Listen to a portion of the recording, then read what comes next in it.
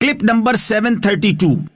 اس clip میں آپ قرآن پاک کی سورہ کہف کا تعارف اور آیت نمبر 1 کا ترجمہ اور تفسیر قرآن صراط الجنان سماعت فرمائیں گے۔ سورۃ الکہف، سورہ کہف کا تعارف، مقام نزول۔ یہ سورت مکہ مکرمہ میں نازل ہوئی ہے۔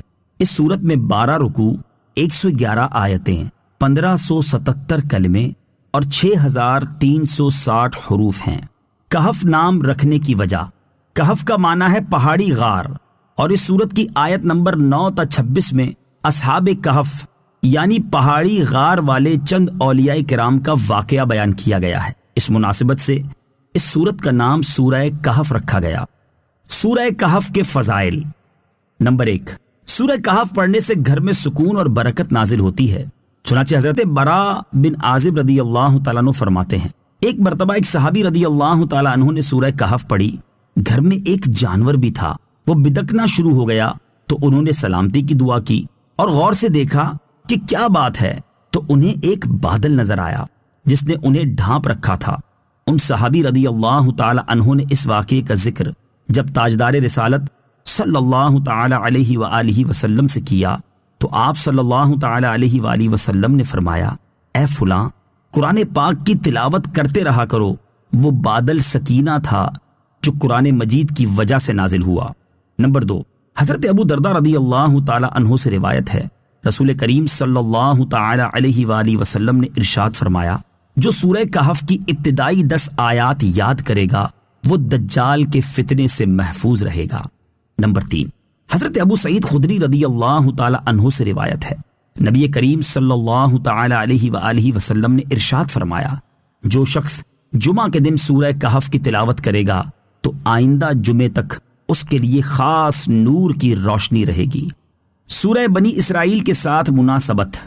سورہ کہف کی اپنے سے ماقبل سورت بنی اسرائیل کے ساتھ ایک مناسبت یہ ہے کہ قرآن پاک میں اللہ تعالیٰ کی تسبیح اور حمد کو ایک ساتھ ذکر کیا جاتا ہے، اور چونکہ سورہ بنی اسرائیل کی ابتدا میں اللہ تعالیٰ کی تسبیح بیان کی گئی تھی، اس لیے اس کے بعد وہ سورت ذکر کی گئی جس کی ابتدا میں اللہ تعالیٰ کی حمد بیان کی گئی ہے۔ دوسری مناسبت یہ ہے کہ سورہ کہف کی ابتدا سورہ بنی اسرائیل کے اختتام سے مناسبت رکھتی ہے کہ سورہ بنی اسرائیل کا اختتام اللہ تعالیٰ کی حمد پر ہوا تھا، اور سورہ کہف کی ابتدا بھی اللہ تعالیٰ کی حمد سے ہوئی۔ تیسری مناسبت یہ ہے کہ یہودیوں کے کہنے پر مشرکین نے نبی کریم صلی اللہ تعالی علیہ وآلہ وسلم سے 3 چیزوں کے بارے میں سوال کیا۔ ان میں سے ایک چیز یعنی روح کے بارے میں سوال کا جواب سورہ بنی اسرائیل میں دے دیا گیا، اور دوسرے 2 سوالوں یعنی اصحاب کہف رضی اللہ تعالی عنہم اور حضرت ذوالقرنین رضی اللہ تعالی عنہ کے واقعے کا جواب سورہ کہف میں دیا گیا۔ بسم اللہ الرحمن الرحیم۔ ترجمہ، اللہ کے نام سے شروع جو نہایت مہربان رحمت والا ہے۔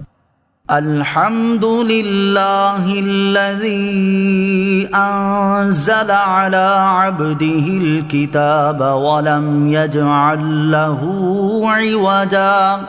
ترجمہ، تمام تعریفیں اس اللہ کے لیے ہیں جس نے اپنے بندے پر کتاب نازل فرمائی اور اس میں کوئی ٹیڑھ نہیں رکھی۔ الحمدللہ، تمام تعریفیں اللہ کے لیے ہیں۔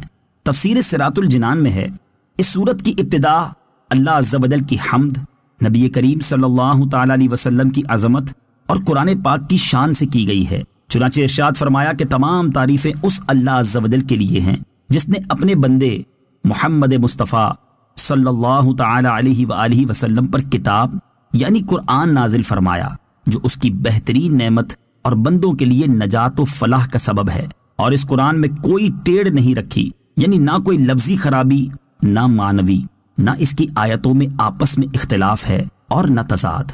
آیت الحمدللہ الذی انزل سے حاصل ہونے والی معلومات۔ اس آیت سے 2 باتیں معلوم ہوئیں۔ نمبر 1، اس آیت میں نبی کریم صلی اللہ تعالی علیہ وآلہ وسلم کو اللہ تعالیٰ نے اپنا بندہ فرمایا۔ اس سے معلوم ہوا کہ رسول کی شان اس میں ہے کہ اسے اللہ تعالیٰ کا بندہ کہا جائے، نہ کہ اسے اللہ تعالیٰ کی اولاد کہنا شروع کر دیا جائے، جیسے عیسائی حضرت عیسیٰ علیہ الصلوۃ والسلام کو معاذ اللہ تعالیٰ کا بیٹا کہتے ہیں۔ نمبر 2، قرآن کریم کا نازل ہونا بہت بڑی نعمت ہے، امام فخر الدین رازی رحمت اللہ تعالی علیہ فرماتے ہیں قرآن مجید کو نازل کرنا حضور پرنور صلی اللہ تعالی علیہ وآلہ وسلم کے لیے اور ہمارے لیے بھی اللہ تعالیٰ کی بڑی عظیم نعمت ہے۔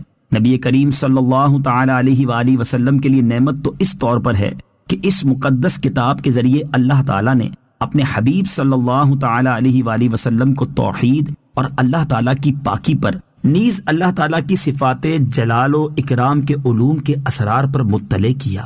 فرشتوں اور انبیاء کرام علیہ الصلوۃ والسلام کے احوال، قضاء و قدر کے احوال کے اسرار، عالم سفلی کے احوال کا عالم علوی کے احوال سے تعلق رکھنے کے اسرار، عالم آخرت کے احوال کا عالم دنیا کے احوال سے تعلق رکھنے کے اسرار، عالم جسمانیت کے عالم روحانیت سے مربوط ہونے کی کیفیت وغیرہ کے اسرار عطا فرمائے۔ اور بے شک یہ چیزیں عظیم ترین نعمتوں میں سے ہیں، اور اس کتاب کا ہمارے حق میں نعمت ہونا اس طور پر ہے کہ یہ کتاب پابندیوں اور احکامات، وعدہ اور وعید، ثواب اور عذاب کے بیان پر مشتمل ہے۔ خلاصہ یہ ہے کہ یہ کتاب انتہائی اعلیٰ درجے کی کامل کتاب ہے، تو اس سے ہر ایک اپنی طاقت اور فہم کے مطابق نفع حاصل کرے۔